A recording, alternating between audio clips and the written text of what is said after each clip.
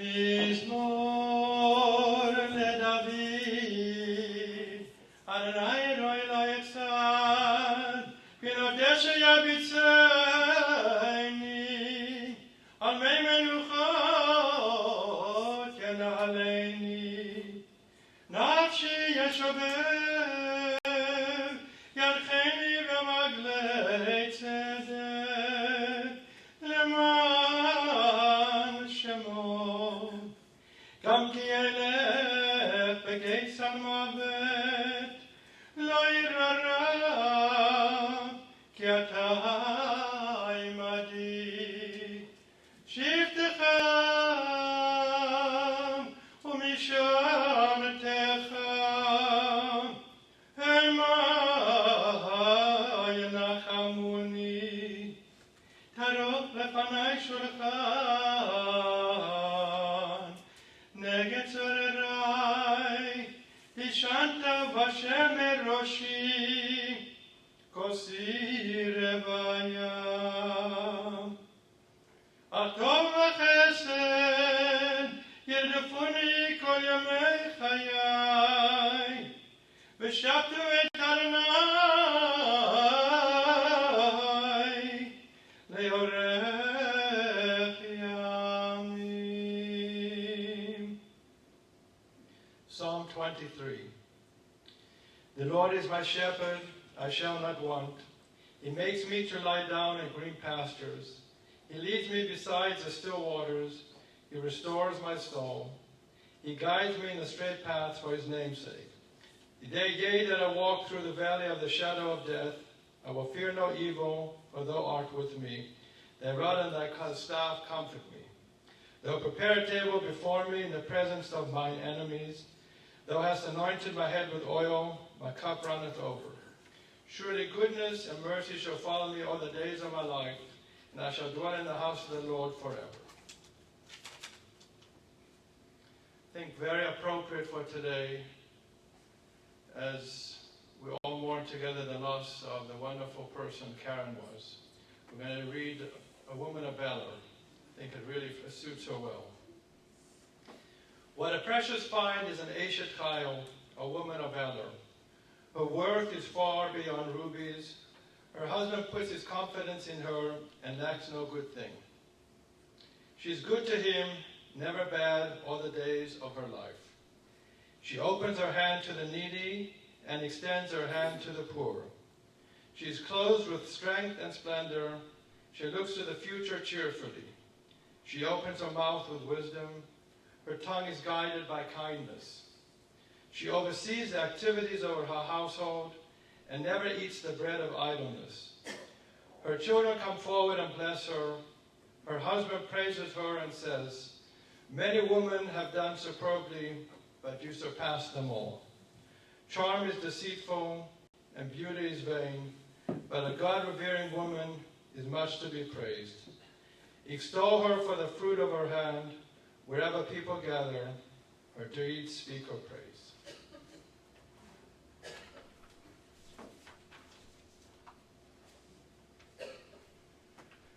Today we are gathered, unfortunately, to commemorate, but also to celebrate the wonderful person Karen Glueck was. Our condolences go out to her family, her brother Jack Kronfeld, children Leslie and Rich, Evan and Ann, grandchildren Jordan, Jared, and Jessica, nephew Matan, cousins, and family. And of course, all of the friends that are in this room today. We'd like to invite up several speakers this morning before I'll share words with you. We're first going to invite up Leslie, her daughter, and her granddaughter, Jordan.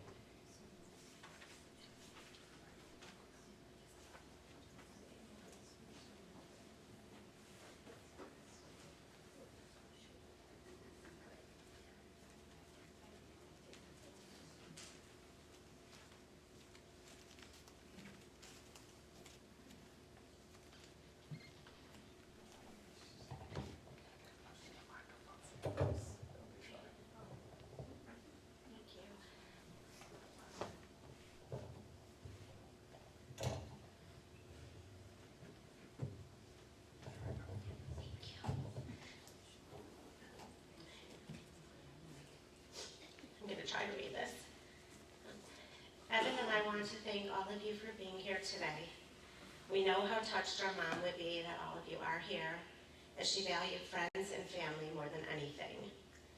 As we shared the heartbreaking news with her friends and family over these past several days, we were comforted by the warm words and memories so many of you said about her.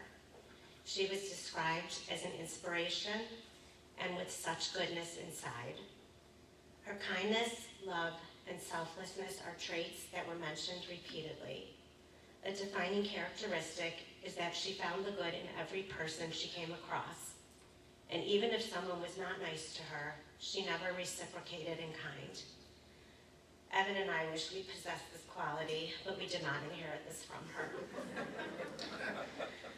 While she certainly had many health challenges along the way, she never deviated far from these wonderful qualities.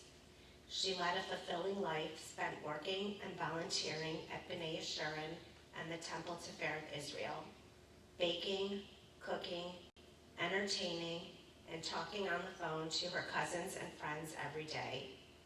And no matter how badly she felt, she would never miss her weekly hair appointments with Jackie. While her loss is devastating to us, and we will miss her and her daily phone calls terribly, we hope that she is in a better place. We wanted to share something that our cousin Matan wrote. In every interaction, she exuded remarkable thoughtfulness and care for others, despite her own medical challenges. Her kindness and resilience serve as a personal example for me, as well as to us all.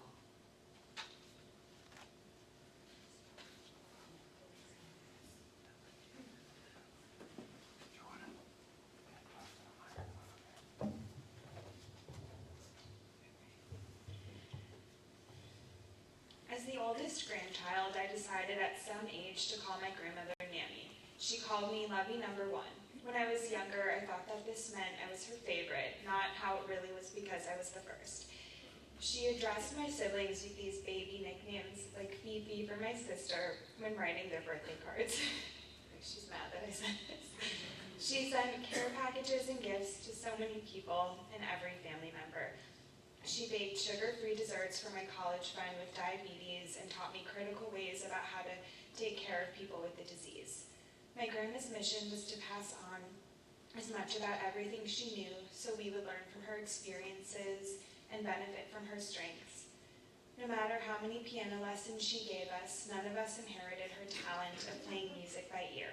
She lived in her own head and in her memories and never wanted us to repeat the mistakes of her past, so within every lecture was a lesson.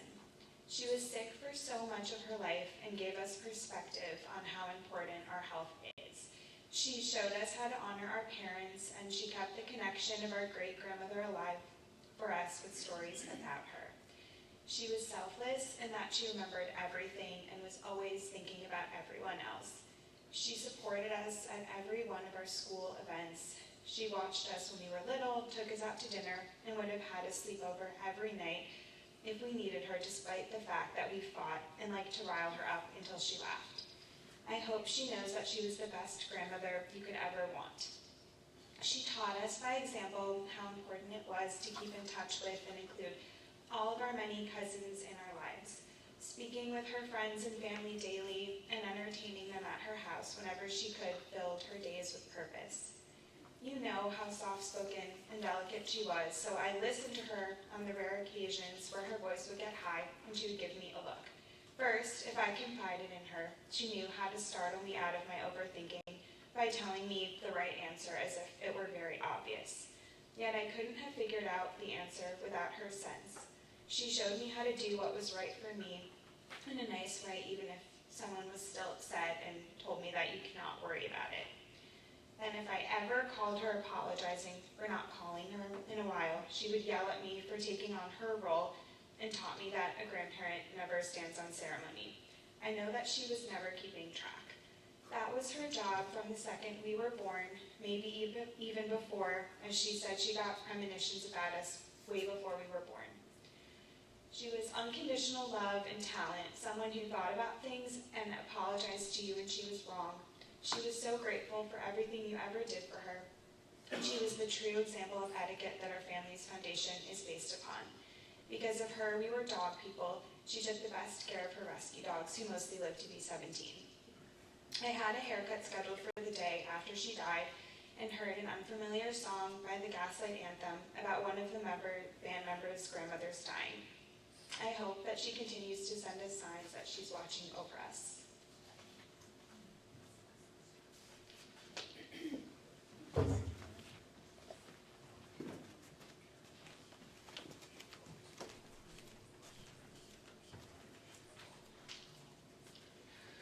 We're going to call up cousins now, Susie Friedman and Joanne Edelman, to share some words.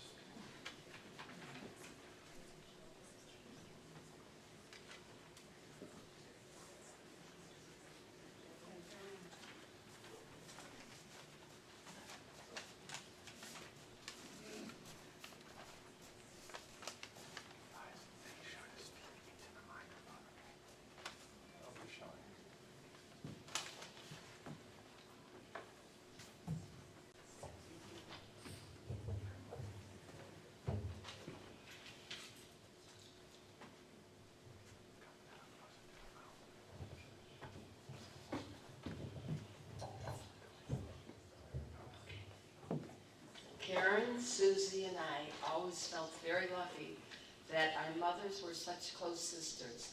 And because of that, the three of us cousins felt more like sisters too. We grew up very close to each other, sharing friends and so many experiences.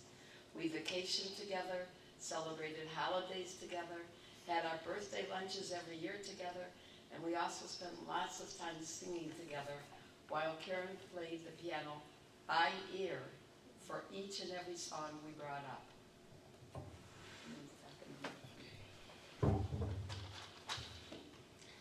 In 1945, the Cronfelds and Benjamins moved to 3222 Euclid Heights Boulevard, and from the time I could talk and walk upstairs, we would play, and Karen would often sit at the piano, and we would sing together. And she also wrote music, and we would write the words together. We had many of the same friends on the street, and she was so well-liked. She had so many friends, and I've received so many phone calls from all of you. Karen really loved her friends and her family, her children, her grandchildren. Speaking of that, Karen always loved to entertain. If she met a new friend, she would throw a luncheon or a dinner party with Jimmy for the newly acquired friends. Her thoughtfulness went way beyond the norm. She would always be there with her cards and her gifts. In fact, she was so thoughtful that you might even have received a get well card from her the day before you got sick. I remember one occasion when Larry and I were building our house while still in the beginning stages with wood slats all over the place and no walls up yet. We visited the house to view its progress, and there sitting on top of a wooden piece of board was a large box from Saks with a big silver bow on it. What was it? It was a housewarming gift from the Glueck. There was no one more thoughtful than Karen. Karen's thoughtfulness and giving of herself will surely be remembered long after her ongoing illnesses, which she courageously battled for months.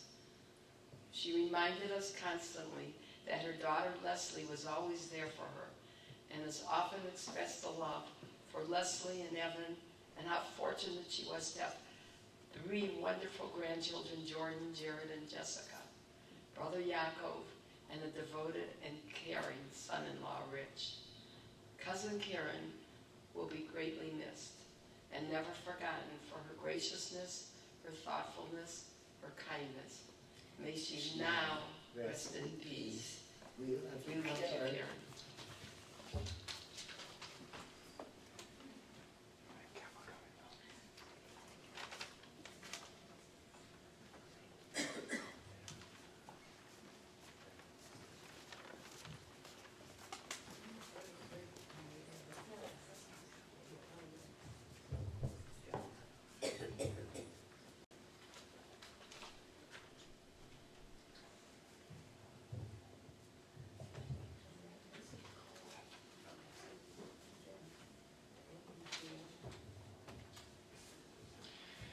I'd like to share some remarks from the senior rabbi of Bnei Yeshurun, Rabbi Rudin Lurio, who is currently traveling and is out of state. Everyone loved Karen at Bnei Yeshurun. She was sweetness personified, a consummate professional in the office, a team player, always going beyond to help her co-workers, and more importantly, our families. Always a calm, quiet, and welcoming presence. Karen anticipated any need from a congregant or a Bnei Mitzvah family. She saw her position as Cantor's assistant as an ambassador for the congregation, even volunteering for years after her retirement. Bnei Yeshurun cannot thank her enough for all she had done for our community. We are grateful for her support, devoted service, and her friendship. To Leslie and Evan and Karen's entire family, we send our deepest condolences. Rabbi Rudin Lurio. Our sages teach Dvarim shenichnasim lalev yotzim min halev. Words that come from the heart, penetrate the heart. We want to thank the family for the beautiful words capturing the essence of Karen, and I'm sure we could stand up here for hours praising her. Karen was born in 1941, and she had two siblings, Paula of good blessed memory, and Yaakov, who were raised in Cleveland Heights. Her parents of blessed memory, Yetta and Ted Kronfeld, were very proud of their three children. Karen recalls a very happy childhood in a two-family home, as mentioned just previously. Her Uncle Max and Aunt Lily with their children, Susie and Audrey, lived on the first floor. Doors were never locked, and friends were always made to feel welcome and enter any time. Her dad endured hardships at a very young age, losing his mother at the age of 5 and his father at the age of 9. Yeda was a baby of 7 children. And Seal lived a few blocks away with Jack, Jimmy, and Joanne. Families always observed holidays together pre-pandemic. 4 generations later, they are still very close. Karen attended OSU as a business and education major. She did not enjoy her stay there and left after 2 years with her associate degree. She came back to Cleveland and worked for several law firms. She met Jimmy, her beloved husband, in blessed memory, on a blind date, and 4 months later they were married. Leslie and Evan were born and gave Karen and Jimmy such joy. Karen said that Leslie and Evan kept her alive and left no stone unturned. She felt so indebted to them and said, quote, "I can never repay them." Karen was part of a club that started 35 years ago, celebrating birthdays, milestones, anniversaries, and as mentioned prior, any excuse to have a good time and a party because she valued what friendship and family was all about.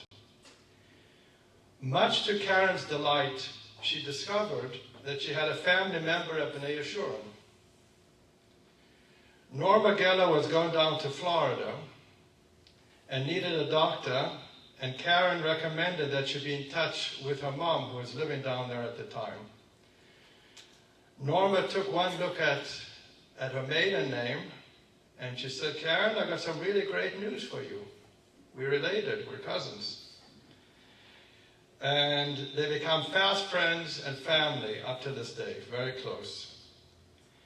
Karen said that she wished her brother Yaakov and her nephew Matan only the best that life has to offer. Yaakov was very kind to Karen, and she was truly appreciative. Jimmy was a good husband and saved her on numerous occasions when she experienced sugar lows. He also corrected the doctors when necessary, and I'm told that happened multiple times. We were fortunate in that Karen shared some of her thoughts before she passed, and she gave them to Leslie. so we're able to actually quote her verbatim. Leslie, I will be eternally indebted for putting your life on hold for me. Evan, I am so appreciative of you picking up and leaving your job and city and returning to Cleveland numerous times. Rich, you are the perfect son-in-law. Could not ask for a better one. My 3 grandchildren, Jordan, 26, Jared, 23, Jessica, 19. My lovely 3 dogs. Lucky to have had all of you in my life. Karen worked many years at B'nai Yeshurun and at Temple Tiferet Israel. Evan said of his mom, she was very soft-spoken and offered global guidance. By the way, Evan, I've never heard that term until you mentioned it to me yesterday. So, she was very insightful. She knew me very well, including my strengths and weaknesses. Leslie and Evan fondly remember vacationing on Hutchinson Island with Jimmy always driving while Karen slept. In Karen's eyes, Rich could do no wrong. She was initially afraid of him, but came to love him. As recent as this past Mother's Day, she told him, "You are perfect." Karen was old-fashioned and would always leave the house wearing makeup and dressed to the nines. She would often lecture Leslie to look your best. And if you're not working, you shouldn't be volunteering your time. You should be taking care of your family at home. Leslie and Evan remember as children always having a freshly cooked meal every night. Leslie did not love the salads and would sneak them under the table to Evan. And as a good brother, he would eat them so she wouldn't get in trouble. Rich would get a rise out of her when she was a little bit down and say a couple of risque things just to elevate her spirits. One of her popular expressions were, "Don't sweat the small stuff." She was a very kind person, despite when people could make remarks that weren't so pleasant. On a personal note, I started working at B'nai Yeshurun in 1998, and I had the privilege to work with Karen for several years at B'nai Yeshurun. Her official title was my assistant, but she was so much more than that. She was extremely helpful and patient with me. I'll never forget the first time she was dictating a letter with me to a congregant, and I could see as I said each sentence, she would make these odd shapes that looked like chicken scratch. And I wasn't sure what to make of it. And I thought perhaps, maybe she's senile, what is she doing? And I decided there's only one way to know. And I said, "Can you read back to me what I just said?" And she said word for word. I came to find out that was my first experience of shorthand. First and last, I've never seen anyone do it, and she did it lightning quick. It was incredible. She could sit there with, I remember her left hand, and she would just sit there, and lo and behold, a letter came out of that. It was just incredible. She truly cared about the synagogue and loved her job. She would take her work home with her and relentlessly reach congregants who did not return phone calls. She made my transition so much easier. Her knowledge was extensive, and she knew the entire congregation as well as their family trees. She was kind, classy, soft-spoken, and very intelligent. We remained in touch after she retired. Carrie and Jimmy would treat my family to ice cream and take an interest in my family's lives. She was truly unique and overcame illnesses time and time again. Her children and grandchildren gave her a purpose to live and fight through these difficult times. I feel very fortunate to have known her, and she will truly be missed by so many. I know Jimmy and the other family members have welcomed her above with open arms. May she be at peace and no longer with any discomfort. May her name be for a blessing, and we say Amen. Please rise for the memorial prayer.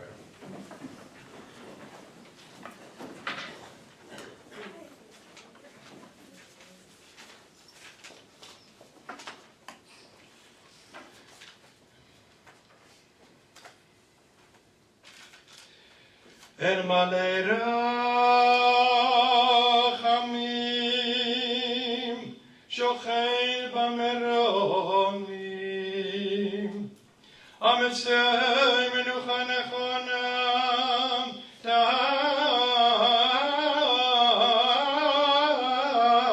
Tachat Kanfei HaShechinah V'malov Kedoshim et Tahorim Kezohar Harakia Mazirim El Nishmat Chaya Tzipora Bat Tuvia Halevi She'alcha le'olamam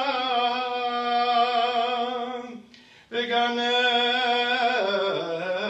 Eden Tehei Menuchatam Ahanam Bal Rachamim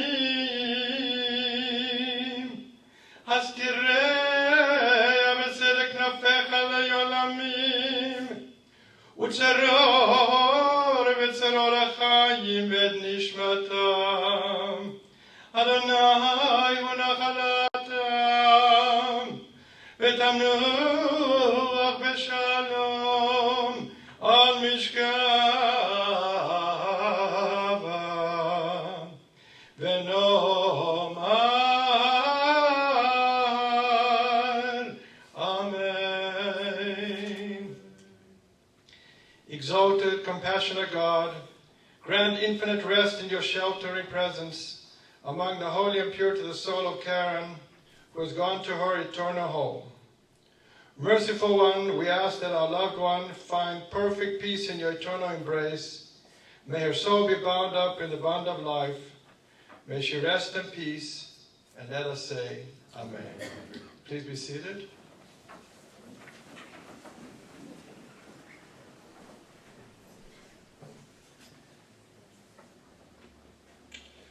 Interment will take place at Beit Olam Cemetery.